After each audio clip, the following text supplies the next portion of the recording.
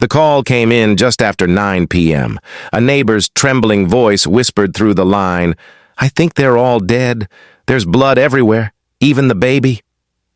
In the quiet town of Gravette, Arkansas, nestled amidst rolling hills and whispering pines, the Barnes family home stood as a symbol of tranquility. James and Chloe Barnes had built a life filled with love and laughter. Their children, Levi and Casey, were known for their infectious smiles and dreams of adventure. But on that fateful Friday, July 5, 2019, the serenity was shattered. Police arrived to a scene that would haunt even the most seasoned officers. Inside, the lifeless bodies of James, Chloe, Levi, and Casey lay in a chilling tableau. The family dog, whimpering, was the sole witness to the carnage. As investigators delved deeper, a haunting narrative emerged. The community grappled with the incomprehensible loss. Candlelight vigils illuminated the night as neighbors mourned the family they thought they knew. Questions lingered. What led to this tragedy? Were there signs missed? Could this have been prevented? In the following hour, we will explore the lives of the Barnes family, the events leading up to that harrowing night, and the aftermath that left a community forever changed. Through interviews, expert analysis, and a deep dive into the case files, we aim to shed light on the darkness that enveloped Gravette on that summer evening. Inside the home, nothing looked broken. Nothing looked ransacked. The TV was still on. A bowl of popcorn had gone stale on the coffee table. The back door was locked from the inside. The alarm system wasn't tripped. There were no boot prints, no smashed windows, no frantic calls for help. And yet, 4 bodies lay scattered across the house like chess pieces knocked over mid-game. The initial theory was brutal but simple: a murder-suicide. But that answer didn't sit right with everyone. James, the father, had no history of violence. His military background was decorated. No disciplinary action, no red flags. He'd coached Little League the week before. His social media was filled with dad jokes and backyard barbecue photos. There was no goodbye note, no manifesto, no cryptic final message, just silence. Chloe, his wife, had called her sister around 4:38 p.m. She sounded tired but normal. She talked about groceries, about needing to pick up more allergy meds for Casey, about how Levi's school had scheduled parent-teacher night too close to his baseball game. A regular day, a regular mom. Levi had sent a snap to his friend group just 2 hours before the estimated time of death. It was a blurry shot of his cleats, captioned, "Coach made us run suicides again. Ripee me." He was laughing. He had plans for the weekend, a movie, maybe some fishing. Casey was 6.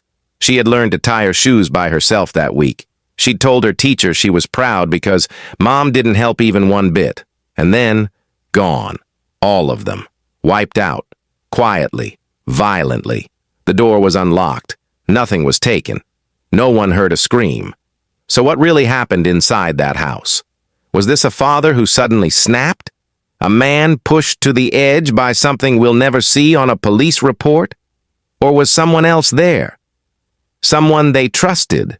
Someone who walked in through the front door and never left? But the biggest question still remains. If this wasn't random and it wasn't madness, what kind of mind could end 4 lives and leave behind not chaos, but quiet? And why? James Barnes was 38 years old. He opened a mechanic shop 3 years after his discharge. It wasn't much. A corrugated tin roof, a rusty Coca-Cola machine out front, but locals swore he could bring any engine back from the dead. People came more for him than the repairs. He never charged single moms full price. Never let a teenager walk out without checking their brake lights and their oil. And when he saw someone sitting too long in the waiting area, he'd toss them the keys to his old PlayStation in the back office and say, "Beat my high score or your tire rotation's free." Chloe Barnes was 35. She worked as the nurse at Maple Ridge Elementary. The kind of nurse who kept extra Band-Aids shaped like dinosaurs just because she knew it made the kids feel brave. She wanted to go back to school, She told her sister she was thinking about becoming a nurse practitioner. Said maybe one day she'd open a clinic in town. Somewhere kids could come without insurance. Somewhere no one got turned away. Then there was Levi, 15, all elbows and ambition. He threw a fastball that snapped like a whip and made scouts lean forward in their seats. He didn't party. He didn't drink. He spent weekends fixing up old bikes with his dad or lying on the trampoline with his little sister, letting her braid flowers into his hair. He had a playlist called Game Day Hype, but half of it was 90s country his mom used to sing while cleaning. He called his grandfather every Sunday. He never missed a call. And Casey, little Casey, 6 years old and already a spark of something that didn't have a name yet. She woke up dancing. Every morning. Before the cereal, before the school bus, she twirled barefoot across the linoleum floor, her arms high like wings, her hair still tangled from sleep. She was the kind of child who made people believe the world still had magic in it.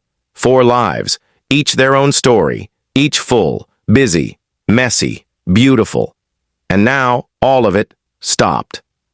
How does that happen? It started like any other morning. A little after 7 a.m., Chloe sent a text to her boss at the elementary school. She said she wasn't feeling well. Nothing serious, just a migraine. She wouldn't be coming in. That in itself wasn't unusual. She rarely took days off, but everyone has those mornings. Nothing about that message raised any alarms. James was seen at the gas station around 7:50 a.m. He bought a cup of coffee, paid in cash, and exchanged a few words with the cashier. No sign of distress, no hurry in his step. He asked if they were still out of 5W30 motor oil, then mentioned he had a big job waiting at the shop that afternoon. He walked out holding a glazed donut in his mouth and the coffee balanced on a small stack of mail. His usual.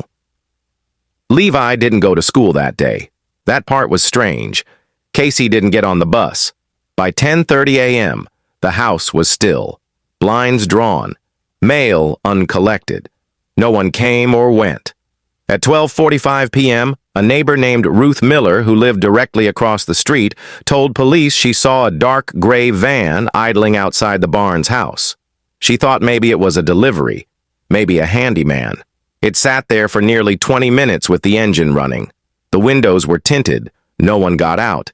And then, just before 1:10 p.m., it drove away. No license plate remembered, no logo on the side. At 2:12 p.m., Chloe's sister sent a text, just checking in, no reply. At 4:20 p.m., a local teenager named Malik, who often mowed lawns in the neighborhood, rang the doorbell. James had promised him a tune-up for his weed trimmer. No one answered. The porch light was on, even though the sun hadn't set. At 5:05 p.m., another neighbor swore she heard what sounded like 3 sharp cracks. She assumed it was someone setting off early fireworks or maybe working on a car. She didn't look out the window. At 6:32 p.m., everything unraveled. A friend of Levi's, Trent Rollins, came by to drop off a jersey. They had a scrimmage the next day, and Levi had forgotten his in Trent's truck. He knocked twice. No answer. He turned the knob. The front door wasn't locked. He stepped inside. Called out. The house smelled off, like metal and something else he couldn't place. He walked 3 steps into the entryway and saw the edge of a boot, then a hand, palm up on the floor. He ran. The 911 call came in at 6:36 p.m. His voice was high-pitched, panicked, words colliding over each other. He kept repeating, "There's blood! There's so much blood! I think they're all gone." When first responders arrived at 6:42, they found the door wide open. Lights on, TV still playing some muted afternoon sitcom, and then silence. What they walked into still haunts them. James's body was found first, in the hallway near the front entrance. 1 shot, center mass. His phone was on the floor beside him, locked, unused. Chloe was next, in the kitchen. She had been standing when it happened, mid-motion, they believed. Levi was upstairs. in his room. His baseball glove was on the floor. His cleats were still on. The bed was unmade. His AirPods were lying beside him. The last song paused. Casey was in her bed, still under the covers, one plush toy under her arm, another one tucked against her chest, each one shot with chilling precision. The house was undisturbed, drawers closed, cabinets untouched, jewelry still in place, wallets where they should be. It wasn't robbery. Investigators swept the house for prints, but there were none that didn't belong. No hair, no footprints, no DNA. And the van? It never came back. No one ever reported seeing it in town before or after. Whatever happened in that house, whatever nightmare was carried out between those four walls, was over in minutes. Then, at 11:52 p.m., one of the investigators called out from the kitchen. They had opened the fridge. Inside, at first glance, nothing looked out of place. A jug of orange juice, a half-eaten casserole, eggs, bottled water, and then, in the bottom drawer, the crisper bin, wrapped in what looked like wax paper, folded, taped down, clean. Inside it was a single plastic sandwich bag. And inside that bag, hair. Long blonde, tied with a small pink rubber band. It matched Casey's hairbrush, the same type of band she wore every morning before school. The medical examiner stepped back. No explanation, no reason, no prints, just a quiet surgical trophy tucked away beside the lettuce. Why? Why keep something like that? Why store it there? The kitchen had been a scene of blood, but the fridge? Untouched, clean. It wasn't just a murder. It wasn't just a break-in. This was methodical. This was personal. And then came the second drawer, another bag. This one contained fingernail clippings, each carefully trimmed, not torn, not ragged, clipped. 4 of them total, each one small, child-sized. They were never able to determine whether they were cut before or after death. And then, as investigators processed what they were seeing, something else surfaced. In the freezer, behind the ice trays and wrapped in aluminum foil, were 3 sheets of loose notebook paper. 4 sentences. One for each family member. Each one began with a name. Each one ended with a question. But the questions didn't make sense. James, did you think no one would ever knock? Chloe, how many lies can you stuff into a smile? Levi, did you think you could run fast enough? Casey, what do you dream about when no one's watching? The forensic linguist said it was the most disturbing part of the entire crime scene. Not the message, but the precision of it. The intention. The fact that whoever wrote those words didn't rush. They took their time, and they knew exactly where the police would find them. At first, the questions circled wide. Who would want to hurt them? Who even could? The family wasn't wealthy. They weren't in trouble. No known enemies, no recent arguments, no calls to the police in years. But someone had done this, deliberately, with thought, with preparation. So detectives did what they always do. They started with the circle closest to the crime and worked their way out. Within hours, attention turned to the end of the block. A man named Vernon Mays, 63 years old, lived 3 doors down, mostly kept to himself. No family, no visitors, no job. But Vernon had a past. 2 felony charges, one for assault in 1998, another for attempted burglary in 2006. Never served prison time, but he was known to the sheriff's department. Known enough that his name was already in the system before they finished taping off the scene. More importantly, Vernon had been seen.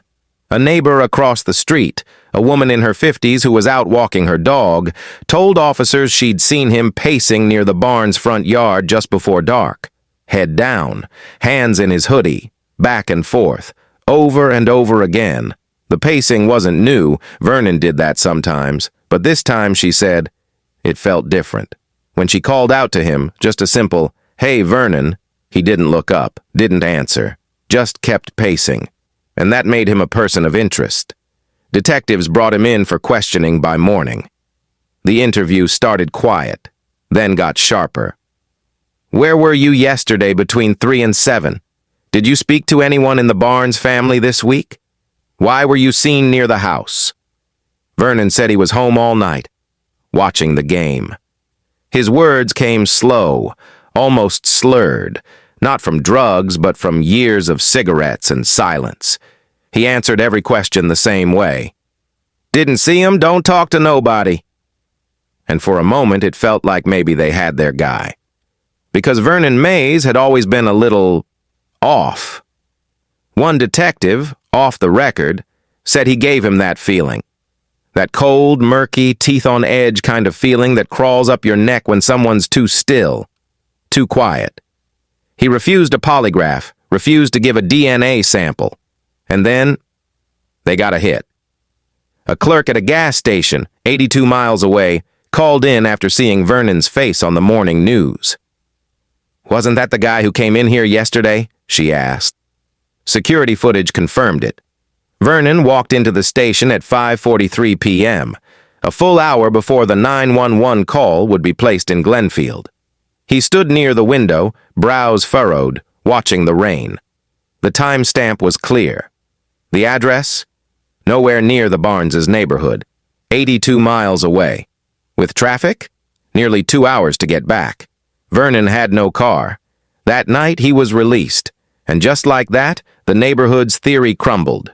Because Vernon Mays was a lot of things, awkward, distant, maybe unstable, but he wasn't their killer. Which meant, whoever had done this was still out there, still free, and still invisible. In the early days, everyone called it a tragedy. A family, wiped out. A peaceful neighborhood shattered.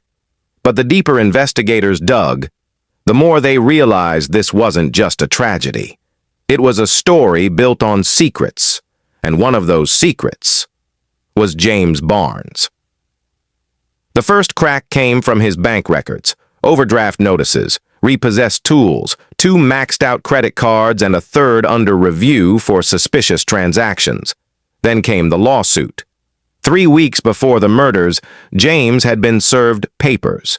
A customer accused him of fraud, claiming he installed faulty brake pads that led to an accident. The case was still in pre-trial, but if it went south, he stood to lose the shop. And the shop was all he had left, because James Barnes owed the IRS $62,000. Unpaid back taxes. 3 years' worth. Interest compounding. The letters had started nice. "Let's work together." By the end, they read more like threats. He hadn't told Chloe, but it didn't end there. A separate call came into the tip line. A man refused to leave a name but said 6 words before hanging up. "Check the garage. Check the toolbox." Detectives followed up. What they found changed the nature of the case entirely. Inside James's largest rolling tool chest, beneath a false bottom, were 2 vacuum-sealed bricks of what field tests confirmed was methamphetamine. High purity. Street value north of $80,000. And that wasn't all. In a separate compartment, tucked behind oil filters and old carburetors, they found a burner phone. One number, labeled C, had been dialed 28 times in the last 2 months. The number was inactive by the time police tried to trace it. But the area code matched Little Rock. Detectives began to see the outline of something they hadn't expected. James Barnes wasn't just drowning in debt. He was involved. Maybe not dealing on the streets, but caught in something he couldn't walk away from. And then they found the letter. The top of the page read, "If anything happens to me." The rest? This isn't about the money anymore. It's about who I owed. I thought I could flip my way out of this, but I'm in too deep. If you're reading this, I either ran or they came for me. I never meant for Chloe or the kids to get pulled into this. It was dated 6 days before the murder. The last sentence?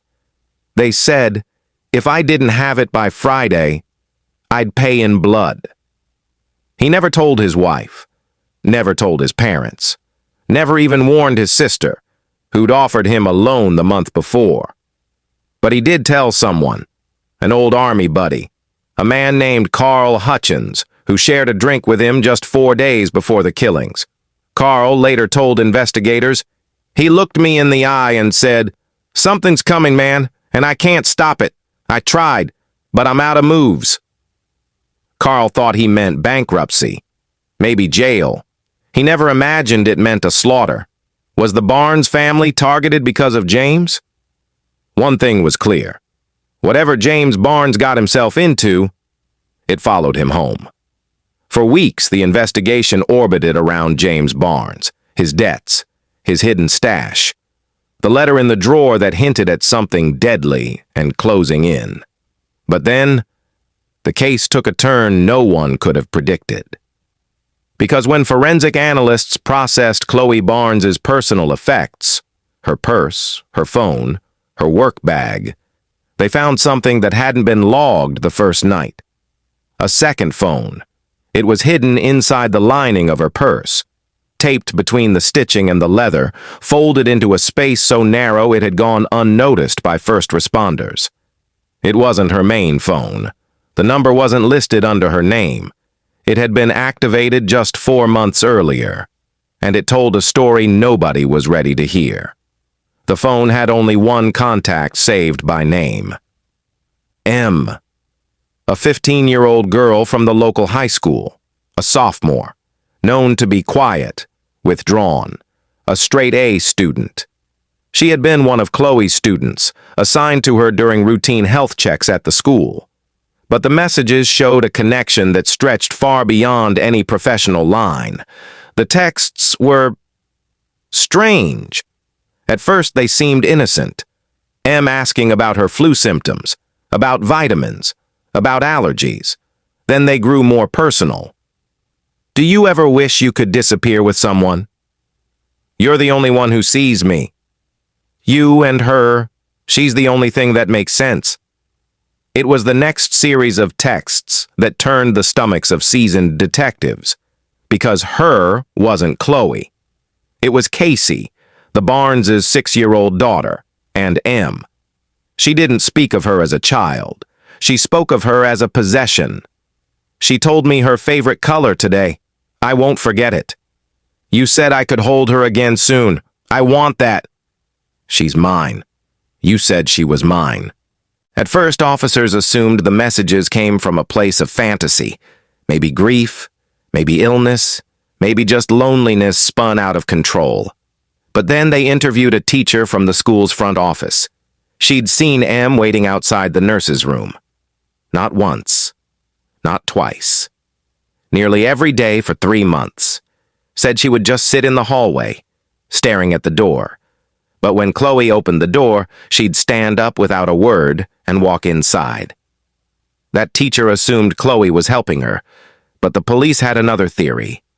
They traced the text messages, paired them with timestamps from school security cameras.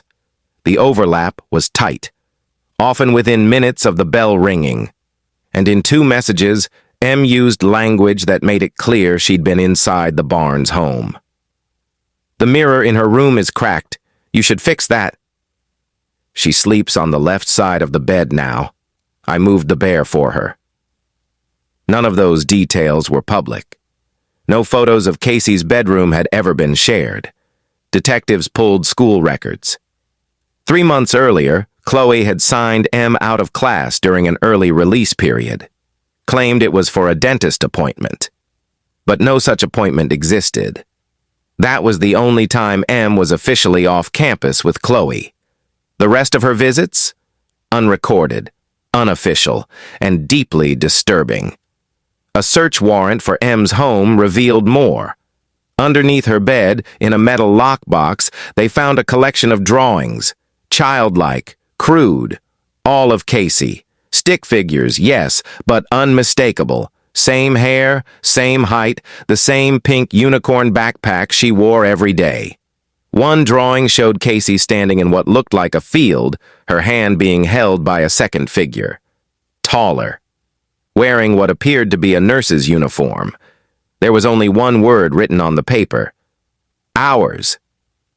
When they brought Em in for questioning, she didn't deny the messages. She asked 2 questions before saying anything else. Did she get scared? Did she cry at the end? Detectives asked what she meant. She smiled.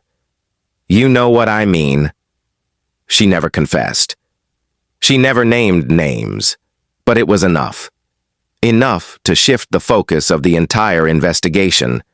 Because the Barnes family wasn't just the victim of a drug-related execution, they were the center of an obsession, one that may have started as a fantasy and turned into a plan.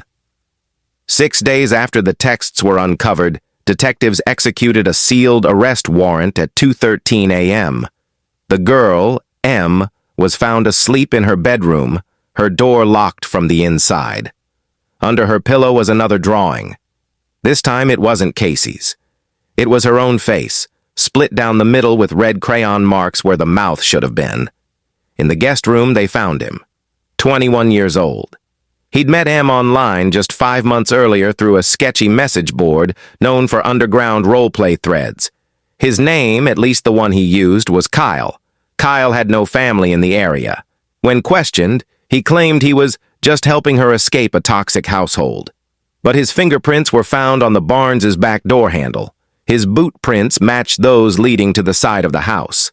And when officers opened the trunk of his car, they found a duffel bag containing duct tape, latex gloves, a box cutter, and a pack of wet wipes. He didn't run. He didn't resist. But when he was told what he was being charged with, he asked one thing. Can she still write to me from juvie? When they brought Em into custody, she only asked whether Kasdi had been buried yet. At the juvenile facility, officers tried to process her belongings. In the lining of her hoodie, stitched into the fabric, they found a lock of blonde hair secured in a piece of plastic. DNA later confirmed it was Casey's.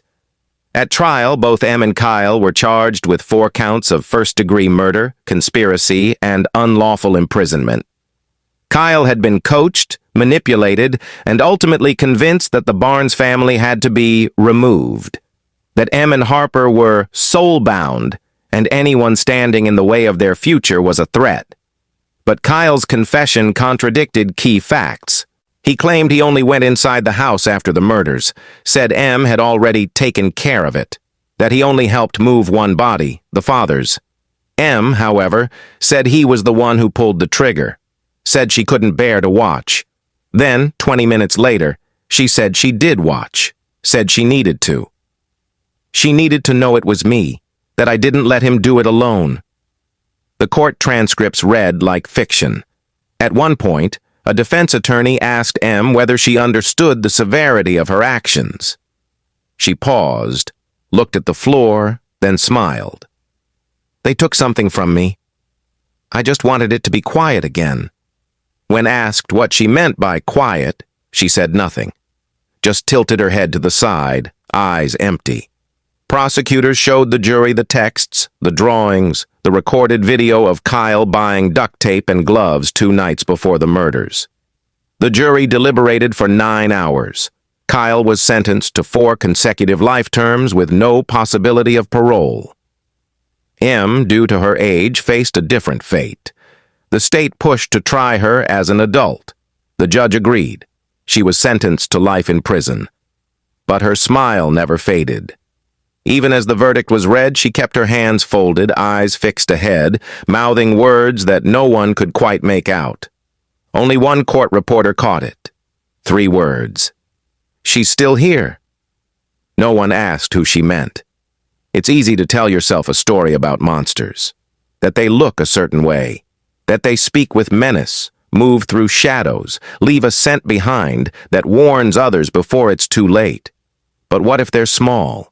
What if they wear braces and write in glitter pen and call you Miss when they pass you in the hallway?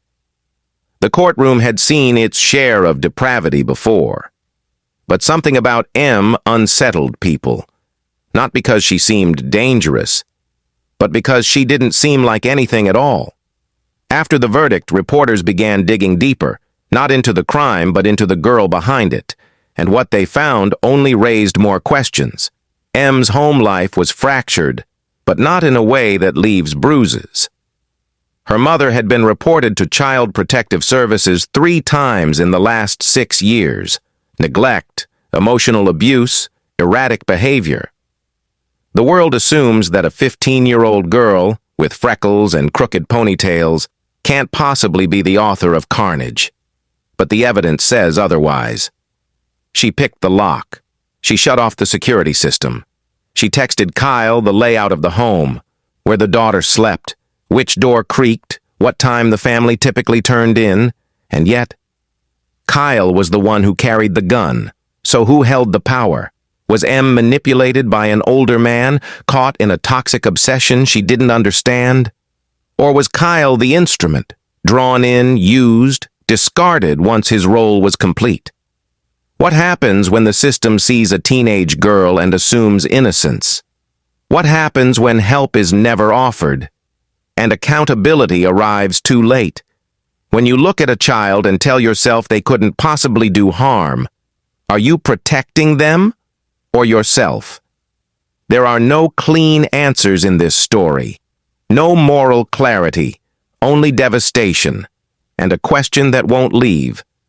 What do you do with a child who chooses destruction? And worse, what if she still doesn't believe it was wrong? This case won't show up on the evening news. Not like this. But I'm not done digging. Because these stories, the ones buried under headlines wrapped in silence, matter. And if you're still here, listening, then maybe you think they matter too. If you want more cases the world forgot, subscribe and share for others to watch. I tell the stories they don't want aired. And tell me below, do you think justice was served here?